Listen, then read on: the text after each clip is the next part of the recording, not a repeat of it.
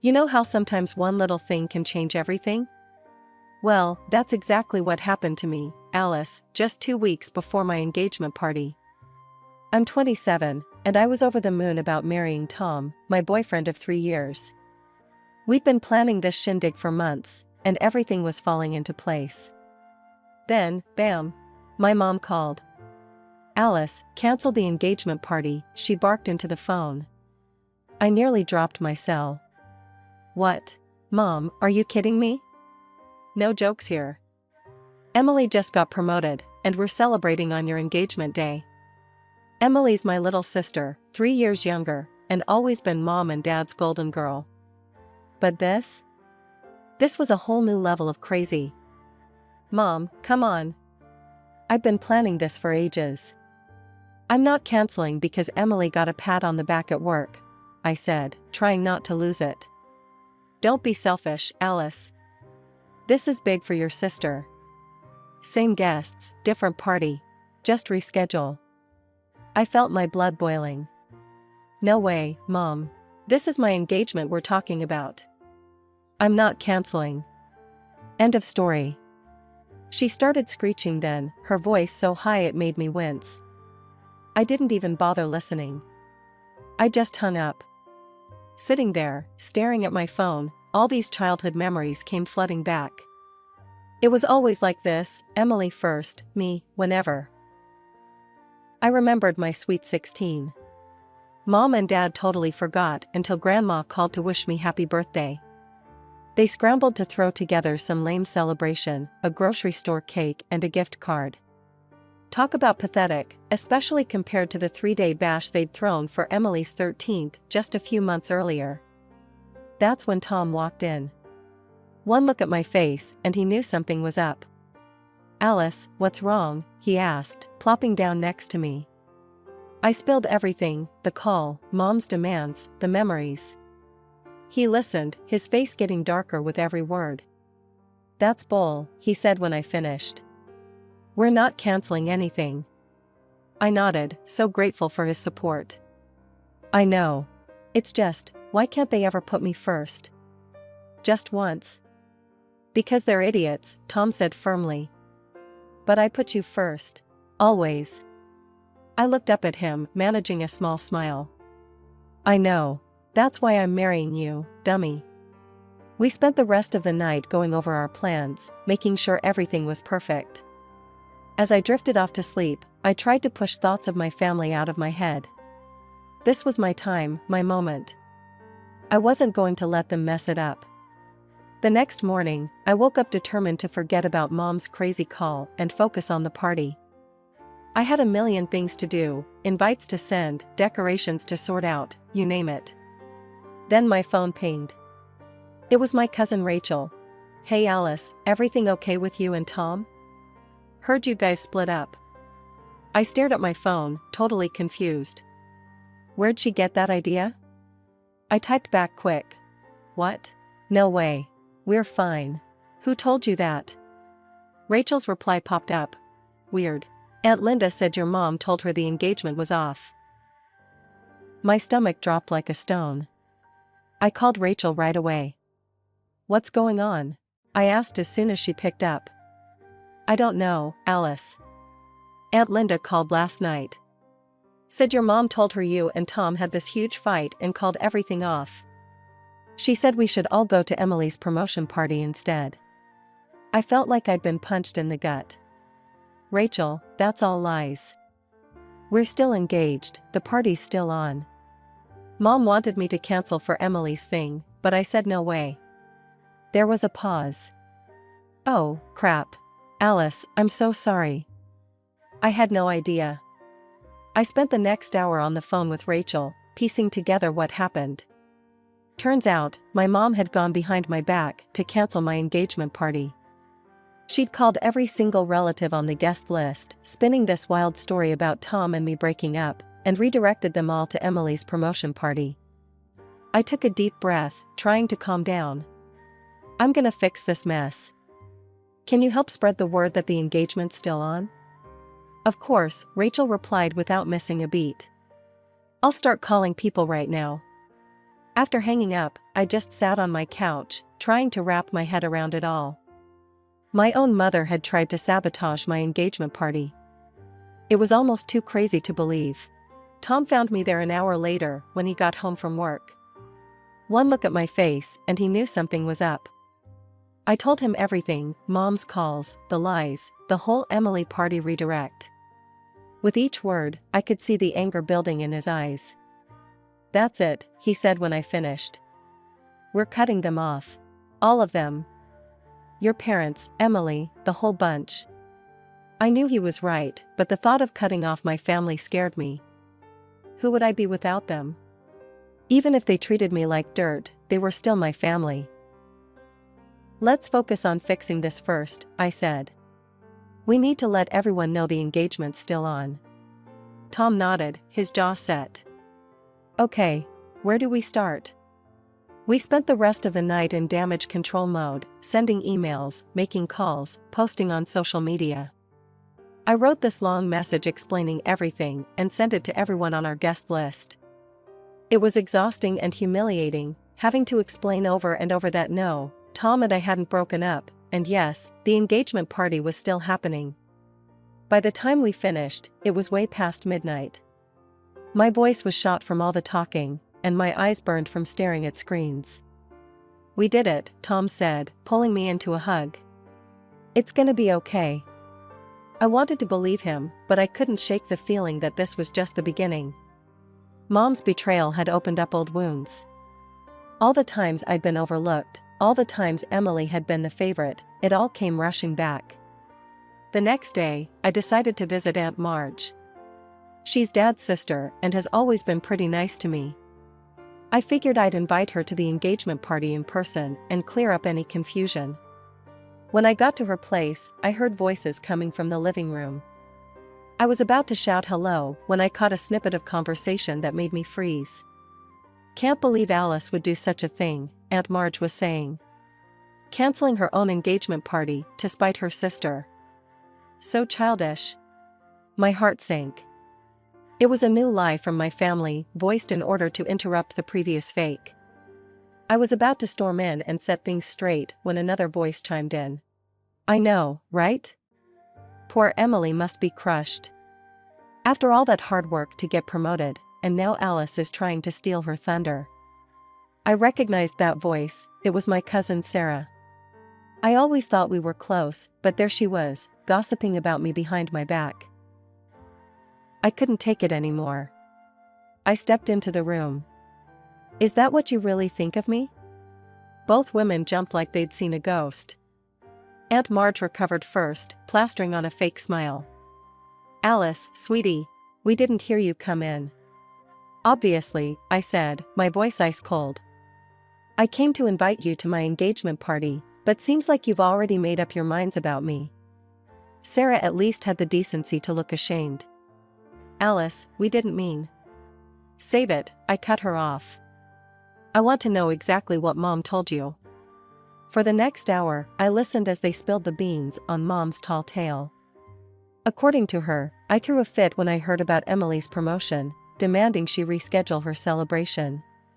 When Emily said no, I supposedly canceled my own engagement party out of spite, saying I'd rather not get married at all than share the spotlight. It was something new, a new lie from my family. By the time they finished, I was shaking with anger. "None of that is true," I said, my voice trembling. "Mom called me and demanded I cancel my engagement party for Emily's celebration. I said no, and now she's spreading lies to sabotage me." I told them everything: the forgotten birthdays, the constant comparisons, years of feeling like I was never good enough. By the time I finished, both women were in tears. "Oh, Alice," Aunt Marge said, reaching for my hand. "We had no idea. We should have known better than to believe such crazy stories." I took a deep breath, trying to calm down. "Look, I appreciate the apology. But right now, I need your help. The engagement party is still on, and I need you to spread the word. Can you do that?" They both nodded eagerly, looking relieved to have a chance to make things right. As I left Aunt Marge's house, I felt all mixed up, angry at Mom's betrayal, hurt that my family so easily believed the worst about me, but also a tiny bit hopeful. At least some of the truth was out now. The big day arrived, and boy, was I a bundle of nerves as Tom and I walked up to the hall. I held my breath as we pushed open the doors, bracing myself for whatever mess we might find inside. Holy cow! I couldn't believe my eyes. The place was buzzing with people. Smiling faces turned to greet us, and this warm, fuzzy feeling washed over me. The room was packed with relatives, not just the ones we'd managed to reach yesterday, but faces I hadn't seen in ages. I can't believe you all came, I said, my voice all choked up.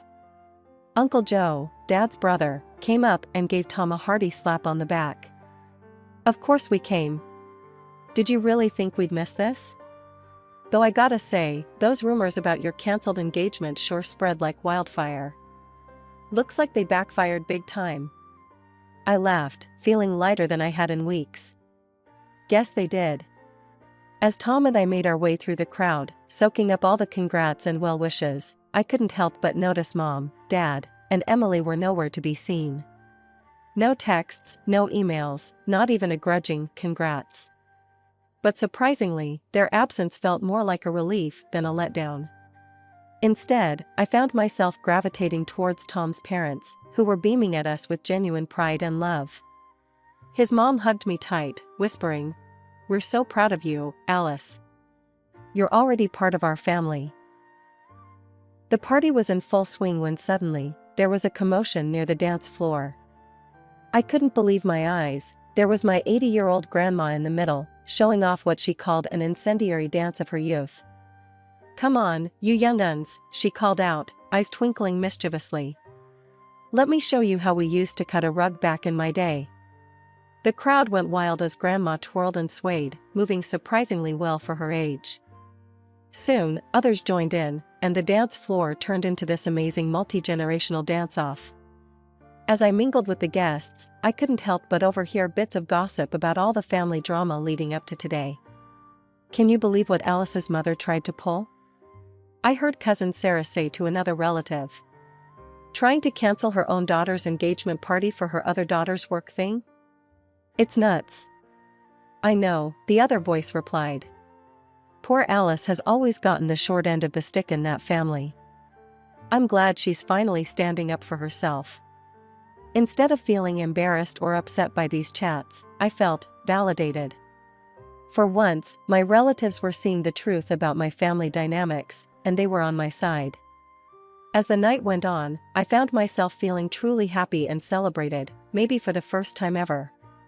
The absence of my immediate family, which I'd been so worried about, instead felt like this huge weight had been lifted off my shoulders. The day after our kick-ass engagement party, Tom and I were chilling on the couch, reliving the awesome moments from last night when my phone rang. My stomach did a flip when I saw it was Mom calling. Against my better judgment, I answered. "Hello? You ungrateful, nasty girl." Mom's voice screeched through the speaker. "How dare you?" I held the phone away from my ear, her angry rant clear even at arm's length. Tom looked at me, worried, but I shook my head, signaling I'd handle it. "Mom, what?" "Don't you mom me," she cut me off. "You've humiliated your sister." Only 3 people showed up to her party. 3. And they were just those nosy old aunts who'd show up to the opening of an envelope. I took a deep breath, trying to keep my cool. "I'm sorry you're disappointed, but..." "Disappointed?" "Emily is crushed. She cried all night. This was supposed to be her moment, and you ruined it with your selfishness." I felt my patience wearing thin. "Mom, I'd been planning my engagement party for months. Emily's promotion party was a last-minute thing, and she knew it clashed with my engagement. That's no excuse. Family comes first, Alice. But clearly, you wouldn't know anything about that." Before I could respond, she hung up on me. Immediately after the call, my phone buzzed with a text. It was from Emily. "Hope you're happy. You've ruined everything. I'll make you pay for this humiliation."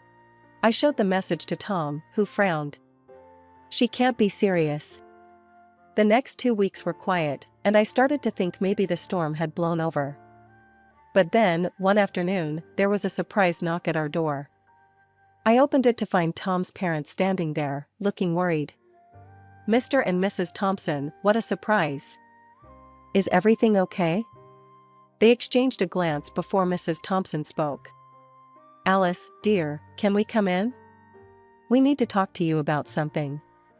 My heart sank as I showed them to the living room. Once we were all seated, Mr. Thompson cleared his throat. "Alice, we've heard some troubling rumors. There's been talk that you've been cheating on Tom." I felt like I'd been slapped. "What? That's ridiculous. I would never." "We know, dear," Mrs. Thompson interrupted gently. "We've known you for years. We don't believe it for a second." Relief washed over me, quickly followed by anger as I realized where these rumors probably came from. "It's my sister," I said, my voice shaking a bit.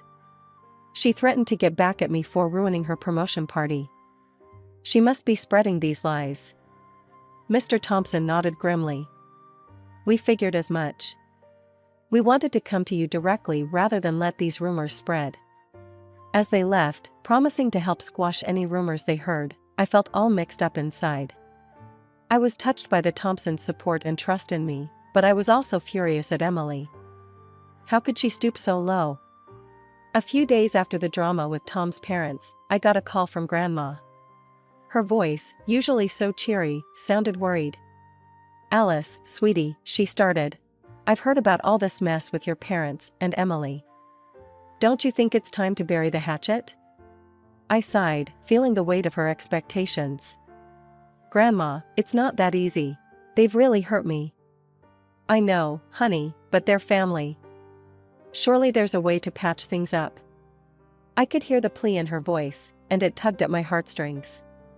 Grandma had always been there for me, even when the rest of my family wasn't. I hated disappointing her. "What do you think I should do?" I asked, already dreading the answer. "Why don't you try reaching out? Make a peace offering. Show them you're willing to mend fences." I closed my eyes, torn between my love for Grandma and my need to protect myself. After a long moment, I sighed. "Okay, Grandma. I'll try. For you." That evening, I stood on my parents' doorstep, heart pounding. As soon as I stepped inside, I knew this wasn't going to go well. Emily was there, her face like thunder. "So," she spat, "you think you can just waltz in here and throw me a pity party?" "That's not what I started," but she cut me off. "I don't need your handouts, Alice. Do you think that makes up for what you did? I should have had my party on your day. Then people would have actually shown up." I stared at her, shocked by the venom in her voice. "Emily, I'm trying to make things right." "Make things right?" she screeched. "You ruined everything. As usual, it's all about you." I looked to my parents, hoping for some support, but they just stood there, nodding along with Emily's tirade. "She's right, Alice," Mom said. "You've always been so selfish." I felt something snap inside me. Without a word, I turned and walked out, ignoring their calls behind me. I visited my grandma again. She greeted me with a hopeful smile. "How did it go, dear?" Instead of answering, I pulled out my phone. I recorded the conversation. "Grandma, I think you need to hear this." Her eyes widened in surprise, but she nodded. I hit play, and Emily's furious voice filled the room. As the recording played, I watched Grandma's face change from hope to shock, then to deep disappointment. When it finished, there was a long silence. Then, to my surprise, Grandma reached out and took my hand. "Oh, Alice," she said, her voice thick with emotion. "I'm so sorry. I had no idea it was this bad. I owe you an apology. I shouldn't have pushed you to reconcile." I felt tears prick my eyes. "It's okay, Grandma. You didn't know." She shook her head. "No, it's not okay. I should have believed you from the start. I just I wanted so badly for our family to be whole. We sat in silence for a while, both processing what had happened. Finally, Grandma spoke again. "Alice, dear, I want you to know something. Family isn't just about blood. It's about love, respect, and support. And from what I've seen and heard, Tom and his family give you that. Don't let anyone make you feel guilty for choosing your own happiness." The morning after my heart-to-heart with Grandma, I woke up to my phone buzzing like crazy. It was a barrage of angry texts from my parents. My heart sank as I read them, realizing Grandma must have spilled the beans about the recording. "How dare you record our private conversations?" Mom's message screamed. "You're nothing but a sneaky, ungrateful snitch." Dad's message wasn't any better. "I can't believe you'd stoop so low as to secretly record us and then play it for your grandmother. You betrayed this family for the last time." I felt like I'd been punched in the gut. Even when faced with proof of their own nasty behavior, they still found a way to make me the bad guy. This latest betrayal was the last straw. I was done with my toxic family. In the weeks that followed, I tried to focus on work and my life with Tom. But Emily, it seemed, had other plans. Her vindictiveness went into overdrive as she launched a full-on harassment campaign against me. It started with whispers at work. Colleagues would suddenly clam up when I walked into a room, only to start whispering again the moment I left. I soon found out Emily had been spreading nasty rumors about me, everything from calling me incompetent to telling outright lies about my personal life. Then came the anonymous messages on social media. Hateful comments popped up on my posts, each one nastier than the last. I couldn't prove it was Emily, but the tone and content left little doubt in my mind. But Emily's cruelty hit a new low when she tried to contact Tom. One evening, he came home looking troubled. "Alice, I got a weird call today," he said. "It was Emily. She tried to tell me you were cheating on me." I felt the blood drain from my face. "What? Tom, you know that's not true." He quickly reassured me. "Of course I know that." I shut her down right away. "But Alice, this is getting out of hand." I nodded, feeling a mix of anger and exhaustion. "I know. I just don't know how to make it stop." As it turned out, I didn't have to do anything. Emily's obsession with revenge started to bite her in the butt.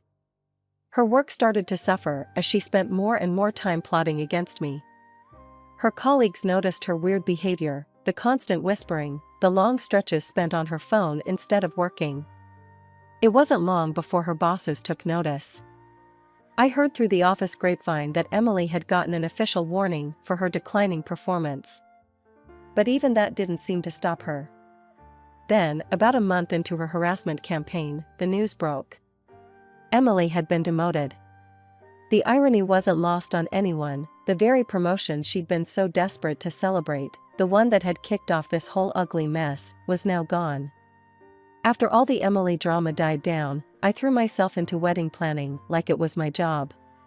We finally picked this gorgeous outdoor spot. Picture a fairy tale garden with this cute little gazebo where we'd say our I dos. As we stood there, imagining our big day, Tom gave my hand a squeeze. "You happy?" he asked softly. I looked up at him, feeling all warm and fuzzy inside. "Happier than I've ever been," I replied, and I meant it. With the venue locked down, we moved on to picking our wedding squad. I asked my ride-or-die friends, the ones who'd stuck by me through all the craziness, to be my bridesmaids. They all said yes, which was awesome. Then came the invite list. I sat at our dining table, addressing envelopes to all the relatives and friends who'd had our backs during the past few crazy months. As I wrote each name, I felt this wave of gratitude for these people who'd shown me what real family was all about. But when I got to the bottom of my list, I paused. There were 3 names I hadn't written: Mom, Dad, and Emily. I stared at those blank spaces, feeling all kinds of emotions swirling inside me. Tom found me there, staring at the paper. "You okay?" he asked, putting a comforting hand on my shoulder. I looked up at him, tears in my eyes. "I don't think I can invite them, Tom. After everything that's happened." He nodded, understanding. It's your call, Alice. Whatever you decide, I've got your back. I took a deep breath, then put down the pen. No, I said, my voice stronger than I expected. They don't deserve to be there. This day is about celebrating love and support, and that's not something they've shown me. As I said the words, I felt like this huge weight lifted off my shoulders. It was a bittersweet moment, realizing that cutting ties with my toxic family was the right move for my future. Yeah, there was sadness, but also this overwhelming sense of relief. The weeks flew by, and before I knew it, our wedding day was here. As I stood in front of the mirror in my bridal suite, fiddling with my veil, I was hit with this sense of peace I hadn't felt in years. As I walked down the aisle towards Tom, I saw the faces of those who'd stood by us. Tom's parents, beaming with pride, my grandma, dabbing at her eyes with a hanky, friends and relatives who'd chosen to support us despite all the family drama. These were my people, the ones who'd shown me what real love and support looked like. When I reached Tom, he took my hands in his eyes shining with love. As we said our vows, I felt this sense of rightness settle over me. This was where I belonged. At the reception, surrounded by laughter and joy, I had this big realization. My engagement party, all those months ago, wasn't just about celebrating our upcoming marriage. It was the first day of my new life, a life where I wasn't an outsider anymore, but the creator of my own happiness. As Tom and I swayed to our first dance as husband and wife, I rested my head on his shoulder, feeling truly at peace. The journey had been tough, yeah, but it had led me here, to a place of strength, wisdom, and genuine happiness. I love you, Tom whispered in my ear. I love you too, I replied, my heart full to bursting. In that moment, I knew that whatever life threw our way, we'd face it together. And for the first time in my life, I was excited about the future, not scared of it. This was my fresh start, and I was ready to dive in headfirst.